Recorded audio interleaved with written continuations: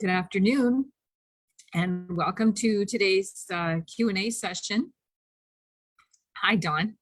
Hi, how are you? I am fantastic. So let's just dive right in here. Here we go.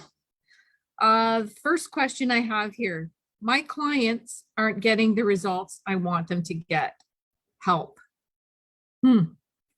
This is an interesting question because we don't really have control over what results other people get. I understand that sometimes that might be a little bit frustrating as a coach or whatever business that you're in, that you want your clients to succeed. But we have to understand that we don't have control over them. We don't control other people's paradigms. We can help them. We can certainly guide them, but the results they get are their results. And we as coaches or again, whatever business it is that you're in, that your clients aren't getting the results that you want, it's actually the results that they want that really matters. So it might be just a shift in your own mindset as to what it is that you're focusing on. But something maybe that I could suggest is to envision your client successful. Envision them as that successful person that you want them to be. Hold that thought for them and just support them the best way that you can. I hope that helps.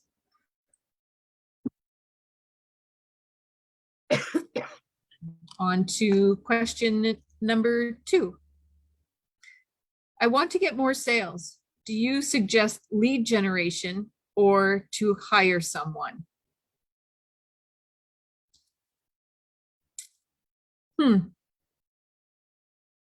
I'm not sure exactly.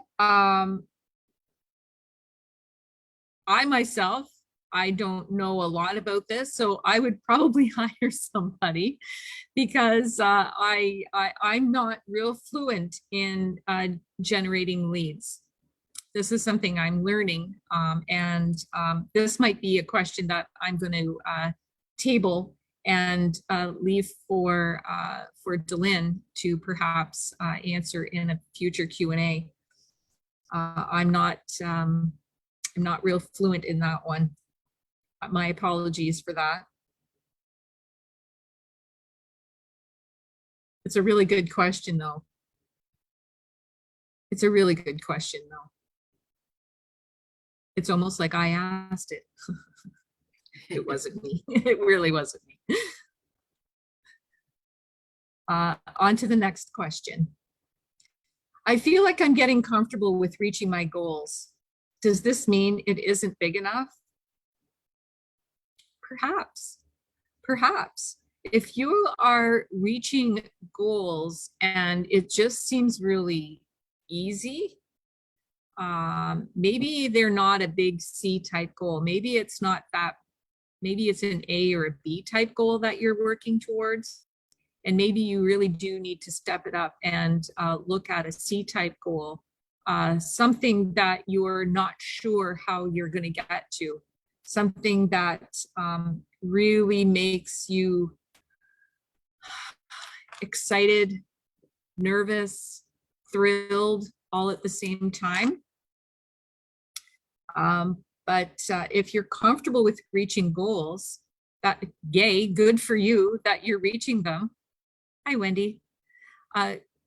Good for you that you're reaching those goals, but maybe you need to dive a little bit deeper and really look at your purpose. And are you really pushing yourself outside your personal limits? Are you really growing to get towards these goals? Maybe there's some questions that you want to ask yourself there, right? Like, am I really pushing the limits, pushing the envelope to reach that goal? Yeah, good question.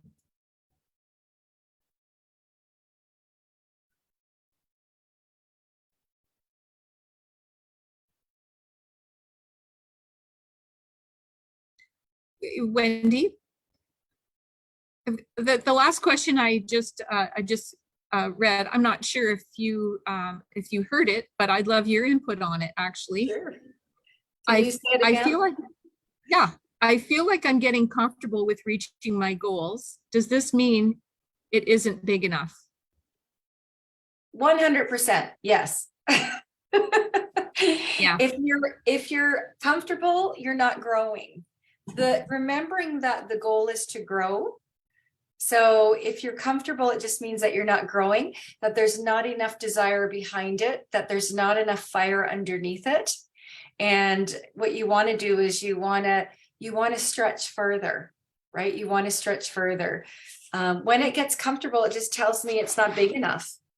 And it's not like, so the desire has to be huge. It's got to get you out of bed. If it's not big enough, you're not going to get out of bed. It's got to like light a flame underneath you like you've never felt before. And if it's not doing that, we just know we've got to ump the desire. It's got to become a burning obsession with you, right? So if we're comfortable, we're not obsessed. So it's always just really stretching yourself that much farther and thinking about, okay, what else do I want? In a world where I can have anything else, what else do I want? And keep going. So you might have hit that one mountain already, but there's another mountain right next to it. So go climb another mountain. Let's get a bigger goal. And exactly. And it seems like this person is really good at reaching goals. Like I said, maybe they're just setting themselves some A and B type goals, but they really need to push that envelope and set that C type goal, that one that makes them nervous, excited, scared, sweaty, happy, joyful, all at the same time. I could not agree with you more, Michelle, but it's like if you think about a C type goal, you have no clue how you would do it. You know, and if it's a money goal and you're making it like $10,000 a month, double it. Like make yourself stretch, like really push yourself out of your comfort zone. So, and you're right, often they're A type, they're B type goals, but this C type goal is like, no clue how I'm ever going to do this, but I know that I desire it. I know that I want it. So you want to go big. You want to go big. I'm glad you mentioned the word desire, because when you desire something, it's really meant for you. And I'm wondering if this person that asked the question is putting off those big desires because it's easier to just to get at those other goals. Yeah, well, the thing is, you know, getting on purpose is crucial in this work. You want to be on purpose. You want to really set the standard high. This is about raising the bar with yourself. So yeah, I couldn't agree with you more. I think that's the most important thing, is just to, and like, don't hesitate to ask your coach, like to run your goal by your coach.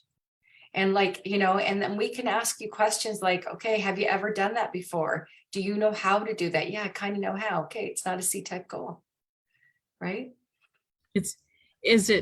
Yeah, and the word worthy comes up for me too. Is it worthy of you, these goals that you're working towards? Yeah, often our self-image will make us set smaller goals. But if you set a small goal, you just get a small reward. You want to set big goals. We're here to change our lives, not mess around. Exactly. Okay, I'll move on to the next question. I grew up in a religion where we prayed to different gods and angels for what we want. I heard you talk about your council of people you consult. Can you explain this? I love this question. I love it because I do have a council that I consult on a daily basis, and they sort of are like gods and angels to me. I know, you know, in the ancient Egyptian, I don't want to call it a religion, but their beliefs were that each of those gods were an aspect of ourself, and they were bits and pieces of ourself. So there's always parts of yourself that know the answer.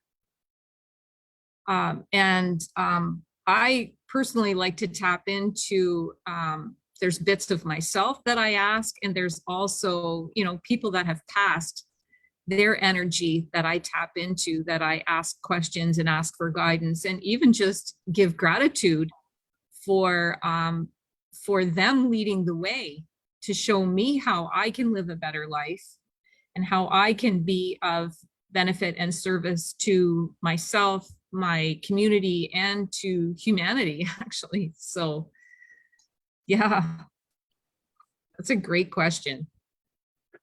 And Napoleon Hill talks about his counsel in Think and Grow Rich. He talks about having a counsel that he consulted, and he only talked about it in the book. He didn't really talk about it in public because a lot of people thought he was a little bit crazy, thinking about he's talking to imaginary people.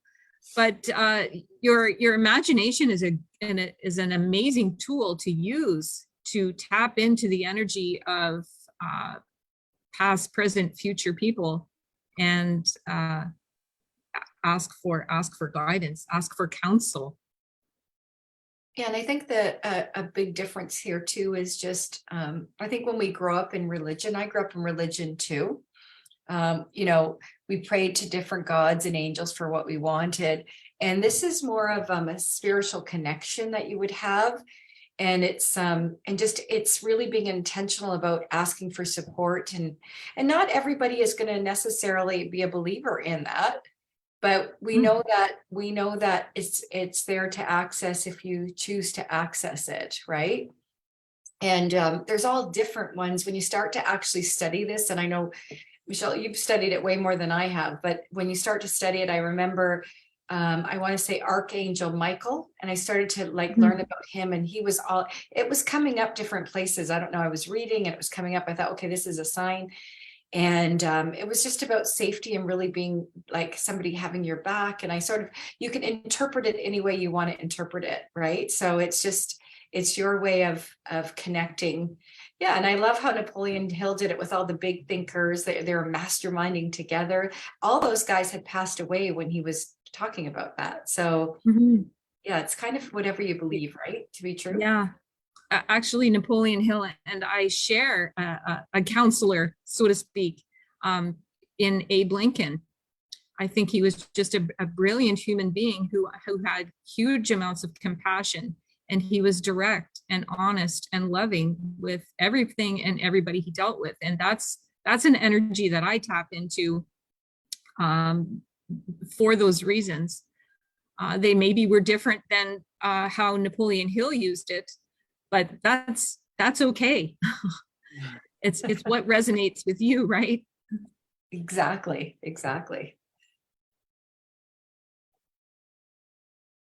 Okay, let's move on to the next question. What do my chakras have to do with my goals? This is actually a really good question. Ken's haven't really had this question before. But chakras, if we look at the word chakra, it refers to the energy centers of the body, right? And so when you think about goals and energy, they're very much related in the fact that we want to have good positive energy as we're going and taking actions and thoughts and feelings toward our goal. So, you know, it's just some people study energies more than other people, but we all, I think, agree that we're all energy beings and everything is energy. So even our goal is energy. Everything is. So if you're into chakras and you understand them, there's different chakras that do different things. Maybe Michelle, you can kind of go on that a little bit. Yeah, actually, I know that you are. This is her expertise, not mine. I am a Reiki master, and I do understand the chakra system somewhat. I'm not a master in that as yet, but I'm working towards that. But chakra, the word chakra itself comes from Sanskrit, and it means a wheel. So it's a wheel of energy that's working inside of your body, and like Wendy said, we always have energy flowing to and through us all the time. And when our chakras are I don't like to say the word blocked, but sometimes they're moving a little too fast, or sometimes they're moving fast enough. And that might shift the energy or the thought, the energy that's coming from source into you. And it might, maybe you might not be able to read it correctly, or it gets shifted to another part of your body. So having your chakras in alignment is, I think it's crucial in your daily health, in your mindset, and in manifesting your goals. Yeah, I agree. I think that anything, when you look at, like, one of the examples I would give you is when I first started into this work, I had a friend who did Reiki and stuff. She would always say, your third eye is closed. That's your intuition. And so we need our intuition to get to our goals. We got to follow our intuition. So that's a good example of how they connect to each other. And the more that you learn about it and the more that you have awareness about it, the more you're going to understand it, right? So you've got a ton of awareness about it, where I'm just coming into awareness about it, right? I've learned different things, but I'm no Reiki master. So there's 7 main chakras in the body, but there's probably like 108 of them. Like there's smaller ones throughout the body, but it's the 7 main ones that really really help you to stay in alignment with your health, with your mindset, and like I said, in using those to help you move towards your goal. And if your intuition, if your third eye is blocked, if you can't use your imagination, if you can't see what you want to see, if you can't see where your goal is, you can't tap into that, that's going to stop you from moving forward. Yeah. Got some great questions here today. Okay, we'll move on here. I hope that helped, whoever asked that question. I've had a lot of really awesome things happen to me in the past, but now as I move forward into being more intentional with what I attract in, I'm really finding myself worried about what people will think of me. I'm feeling self-conscious. Yeah. Here's what I'm going to suggest. We don't worry about what other people think. It's none of our business what other people think of us. And first of all, they're coming from their own level of awareness. And they may not understand what it is that you're working with, what it is that you're trying to do. yeah, I would just add in there too that this is very much self-image, right? Our we're self-conscious. It's a lot to do with confidence. One of the things that I think really, as you get into this work, we start to uncover things about ourselves. And in my self-image script, I actually write in there, people's opinions of me does not matter. I've actually got that right in my self-image script that I read every single day, listen to every single day. And so when I think of feeling self-conscious, I think, the opposite, or one of the opposites, is definitely this idea of confidence. And if you're reading, because we're studying this book, as you guys know, Think and Grow Rich, as you go through One Thought Away or TIR, whichever one you're on, there's a beautiful there's a beautiful thing called the self-confidence formula. And it's in the chapter on faith. So chapter 2, and it's called the self-confidence formula. And that's something you can read out loud to yourself a couple times a week, just to help start to grow that confidence. And as that confidence grows, this idea of being self-conscious will go away. It will start to dissipate. It's simply just self-image. And it's part of the old self. It's part of the secret self, as we call it. And as you dive into the work, you'll be able to move some of that and step into her, even though you may not believe it yet. It takes time, right? Even though you may not believe it yet, but that's what I would suggest as a tool for you as you're moving through that, the self-confidence article or formula. is just a beautiful one. And you can also, we can drop that as well into the 2% group, but there's also an audio of that where someone's saying the self-confidence formula to you, and a lot of mirror work during this time, especially if you're feeling self-conscious. Look in the mirror, Yeah. look at yourself straight in the mirror and start to affirm what you want. I am a confident woman. Other people's opinions of me do not matter to me. And all of a sudden you're going to start to feel this way.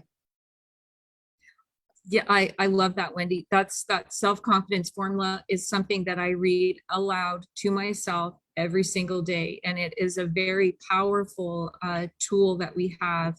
I highly recommend that you do that as well. And I love the idea of the mirror work too. Look yourself right in the eyes and tell yourself what a confident human being you are.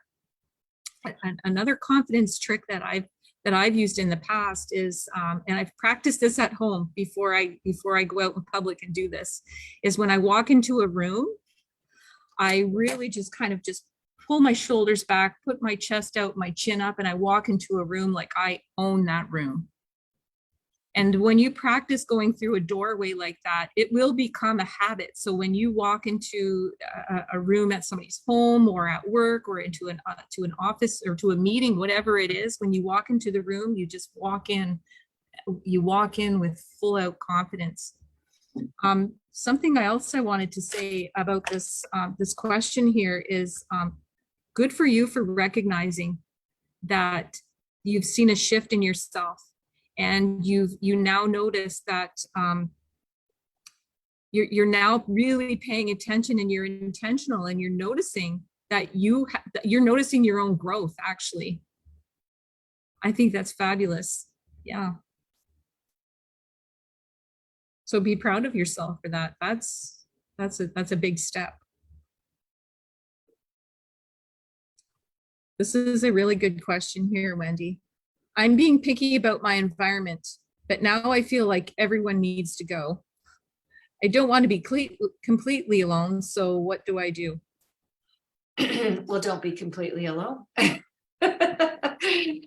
are the sum of the 5 people we hang out with. And as we start to grow, we recognize that, hey, people aren't growing with us.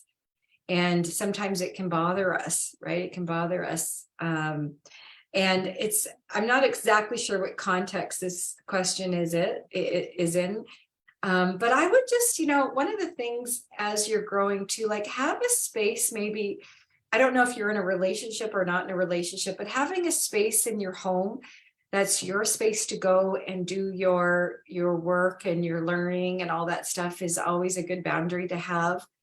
Limit your time with people. Just know that they're not growing at the same pace as you are. And so a good tool for this is if somebody doesn't understand or starts to question you or whatever, I always just say, wow, that's interesting. And then I will completely change the subject. Hey, do you know what Christmas is in like freaking 12 days? This is insane. Do you have your shopping done? And it will switch people around like that because they're programmed to go from this to this to this to this. So that's a tool that I use when it comes to that, but it's not unusual. Give yourself some grace and do have lots of personal care during this time where you're growing, and go and have a quiet bath by yourself. Listen to a podcast on a walk, like really fill up your own cup because the environment you're in may not be capable of helping you with that. Michelle? Yeah, I completely resonate with this because when I first started doing this work and started to understand how important my environment was, I started to shift my environment intentionally. I intentionally dropped people out of my life, and some people just fell out. And that's okay. That's okay. People come into our life for a reason, a season, or a lifetime. And maybe they're not meant to be there for your whole lifetime, and that's okay. Something that I've learned to do is I can love people from a distance. I don't have to, it's when people aren't growing and evolving at the same pace as you, or even at all, we sometimes do have to let them go out of our life, but it doesn't mean you stop loving them, right? It doesn't mean you stop caring. It just means you've shifted your environment because you're living on purpose. So true. The next question is, I have people around me that I can tell don't respect me. They would rather do other things than participate in the relationships. This kind of goes hand in hand with the environment question. I would say you kind of just answered that as well. But again, into the self-image script, I would be putting something there that I live and work in a high frequency environment. Like, you want to be around people that raise you, not lower you. And I want you guys to understand, this is so important to understand, that as you grow, it's uncomfortable for other people and they want you to stay the same. They like the paradigm you're in. They have formed a paradigm that's similar to yours. So it's uncomfortable for them, but your job isn't to hold yourself back. Your job is to continue to go toward your mark. Exactly. I love how you said to add that into your life script. I live and work in a high vibe environment. I have respectful human beings for friends in my relationships. Yeah, I love that, how you said to add that into your life script. Yeah, I write in my life script that I'm in harmonious relationships. Like, you just, whatever word resonates for you is right. So just think of a good feeling word that you want to have around that, and start to just breathe life in it by talking about it, thinking about it. What would it look like? Using like the micro visualization just to get a snapshot of what that would look like for you. Maybe it's Friday night, having a glass of wine, talking life with somebody who's on the same level as you, like whatever it is, right? And ask your future self, do I associate with people who don't respect me? No, I don't. And yeah, we've mentioned that Power Life script a couple times, and I think that's probably one of the most important tools that we have, is when we develop that person we want to become and start listening to that life script over and over and over again. Now, some people haven't got to that section yet in their lessons, but when you do, you'll completely understand what we're saying here. And it really is important to listen to that over and over again until it really starts to become who you are. 100%. Yeah. All of a sudden you wake up one day and you're reading it and you're like, oh my gosh, I'm her. This is so good. Yeah. And then you get to shift it again, and then you get to change it, because we're always growing. We're always growing. We're always growing, because otherwise we'd be disintegrating. So we want to be always on that end of it, right? Absolutely. So good. I feel so much pressure to find my definite purpose. Oh, I love this question. So, force negates. That's number one. So take the pressure off yourself. The thing about purpose is that we're actually born with our purpose. And in life, we'll start to unfold our purpose as we pay more attention to it and become more aware. And, listen, my purpose didn't happen to my 50s. I had to go through all of that crap, and everything else that I had to go through to figure out my purpose. And some people find their purpose at 10 years old, but you'll know when you find your purpose. It's a feeling, it's a vibration. So the moment you take that pressure off yourself, it's going to come really quickly. And be intentional. Ask the universe, okay, I really want to become aware of my purpose. Pen to paper that. What do you, think about that? Put it down, pen to paper it. Like, I am open now to my purpose. Follow your intuition. Just let it come, natural, organically, and don't put pressure on yourself around it. Mm-hmm. I love that. Absolutely. And you're right. You're born with your purpose. We just sometimes don't recognize it until we've gone through a bunch of stuff. Yeah. And your purpose really doesn't change. It's always the same. It's just we've just haven't figured it out yet. And Well, I would agree. I would agree. You know, and I think about my purpose. I knew in my 20s my purpose had something to do with personal growth. Like I knew it. I was like, I knew it. I actually remember where I was when I knew it. And then my paradigm said, who do you think you are? You can't do that. And so I didn't do it for another 20. OMG, right? Like what?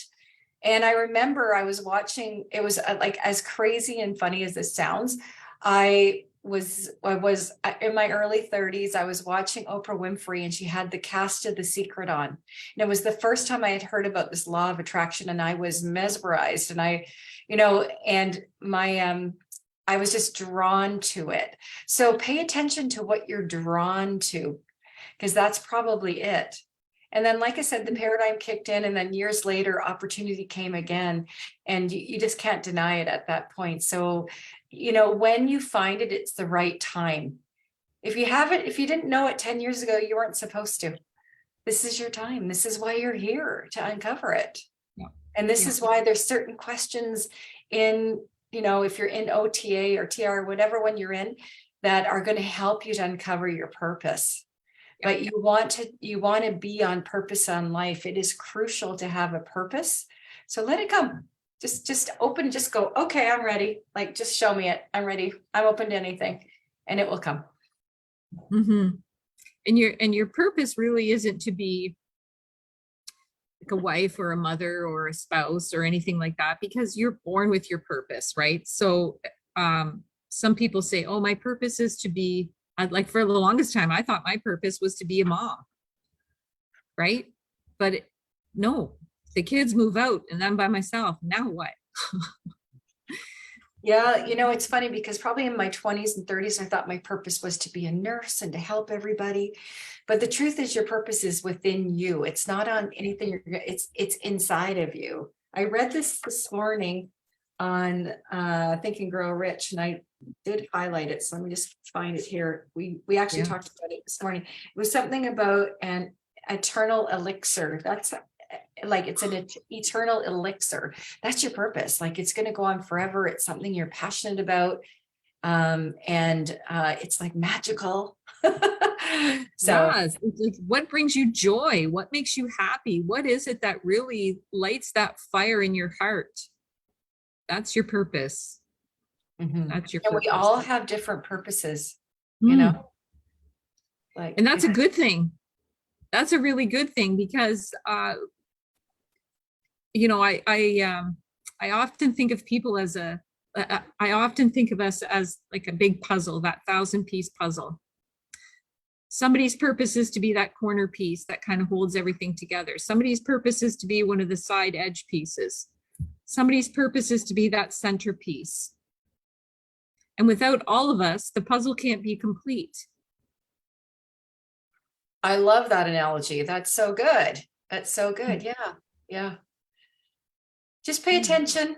More you're aware, it's going to come to you. You're going to go, oh my gosh, that's what it was. They said it would come this way. Yeah. But just relax. And like Wendy said, just kind of get yourself in a nice, relaxed state and ask the question, what is my purpose? And don't be afraid to ask for clarity. If something comes to you and you're not quite sure, can you make that more clear for me? Exactly. All right. Next question. Yep. I'm part of a team and I'm wanting to focus on my goal, but am not in line with the business owner's goal. Ooh. That feels like that whatever you're doing might not be part of your purpose. And something's not aligned. Something's not aligning. Yeah. Yeah. Exactly. Yeah. And sometimes, if you think about just like some of like Wallace D. Wattles work on The Science of Getting Rich, he talks about this, that we may not be doing something that we really love doing yet, but just keep doing it, but continue to do the other as well, and it will guide you to it. You know, so your intuition already knows it from this sentence, I can tell, right? If you're wanting to focus on your goal, that's the right thing to do. You want to follow your gut, your intuition. And, you know, it's, and if you're not in alignment with the business owner's goals, then just pay attention to that. Just maybe journal a little bit about what it'd be like to be in alignment with your own goals, right? Because it's important to follow your passion, your purpose, not somebody else's. And it's probably that inner being in you that's wanting to expand, that's wanting to, you know, really expand, and you can't really deny that, right? And we're meant for expansion. We're meant to increase. So it makes sense to me that you're feeling that way. Yeah. And, you know, I'm not saying go in tomorrow morning and quit. No. No. However, you know, just kind of really pay attention to why isn't your goal aligning with the rest of your team or the business owner, as they mentioned. Why is that? And what can you do differently to make your stay there more pleasant? I mean, you might not be in alignment, but what can you do differently? How can you change your perspective about the situation and make this job more fun for you? Yes, as you're working towards your passion. As you work towards your passion, as you work towards your own dreams and desires and your own purpose. Yeah. Yep. And, you know, got to pay the bills, but you still have to focus on yourself as well. Yeah, and if it's completely out of alignment, what I would say is, like, you know, pick a date that you're gonna make a change. Like put the line in the sand. That's what I did, and it was beautiful. So, you know, it's all in you, everything that you want. So you just got to go toward it. Move your body toward it. Move your body toward it. If you want something to happen, you've got to make it happen. So I love that, Wendy. You decide today what it is that you want to do. Do you decide? Yeah, like you coming from your end goal, what decision would she make? I always make every decision from me at the end. Every decision I make is always based on that.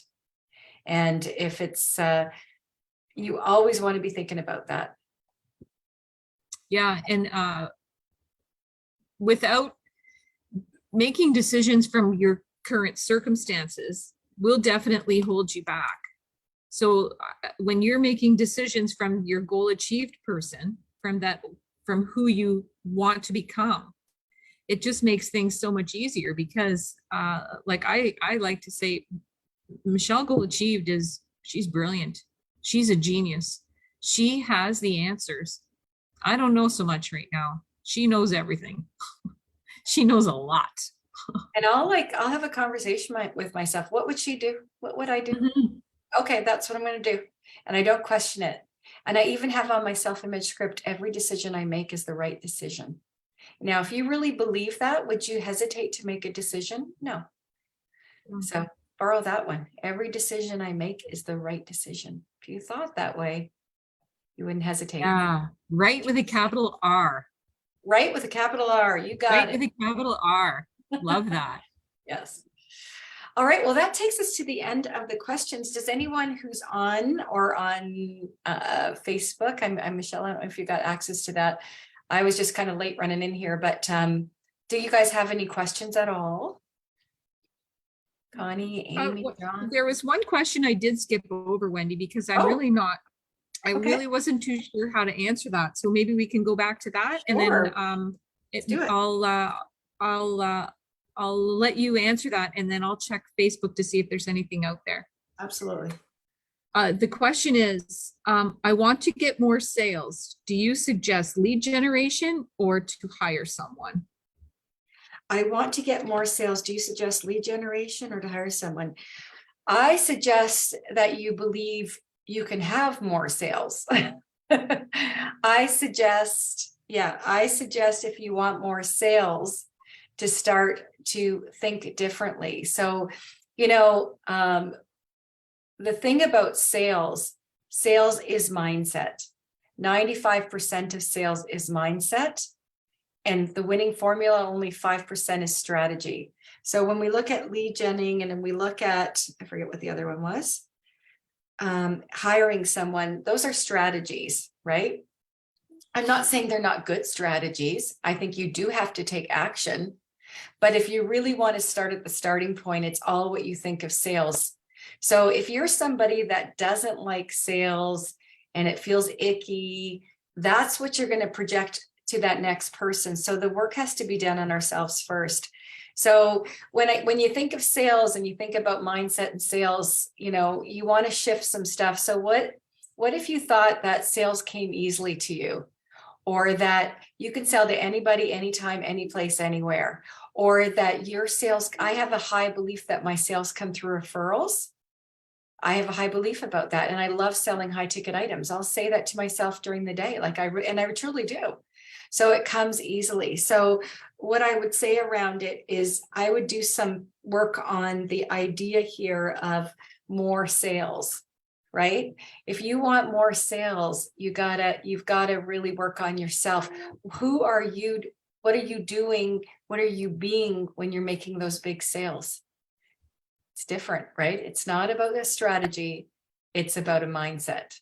So, and we have a lot of sales paradigms that happen with us as well. So if you're somebody that was raised in a family that, I was raised in a family, it was interesting because my dad was an entrepreneur, so he was big into sales. But if a vacuum cleaner seller came to the house, my mom would say, "Everybody hide, shut the doors, shut the lights, don't talk," So I was getting kind of both. But it's a check-in with yourself, right? What if you had this idea that, sales come easy to you? What if you were affirming something like that? Guess what? Sales are going to start coming easy to you. There's something in your subconscious that's stopping it. It's a paradigm. And you want to go in there and you want to see what that's about. You want to pull that weed, as Delynn says, and plant a beautiful seed of prosperity and abundance there through sales. I love that. I love that. Getting out of the mechanical, and more into the spiritual aspect of it. Yeah, get inspired, get into the spirit of it. Yeah, get into the inspired action. When you if you get into the spirit of it and you're taking the inspired action and you're lead generating, you're getting your avatar for sure. But if in the back of your mind, you're thinking, I don't want to bug people, I don't like sales, you won't get people. So you can see how we got to go to the root, fix that up, and the sales will come. And they'll come abundantly, and they'll come so fast, you'll have trouble keeping up to them. Oh, thank you, Wendy. I was sticking too much in the mechanical when I read that question. So thank you for pulling me out of that and more into the spirit of it. So awesome. All right. Does anybody else have any other questions? No? I did not see anything on Facebook. So okay. Amy, Connie, you guys are good? All righty. Okay. Well, we'll just finish there then. Yes. Thanks for joining in for today's Q&A. Yes. Bye, everyone. Bye. Bye. Bye.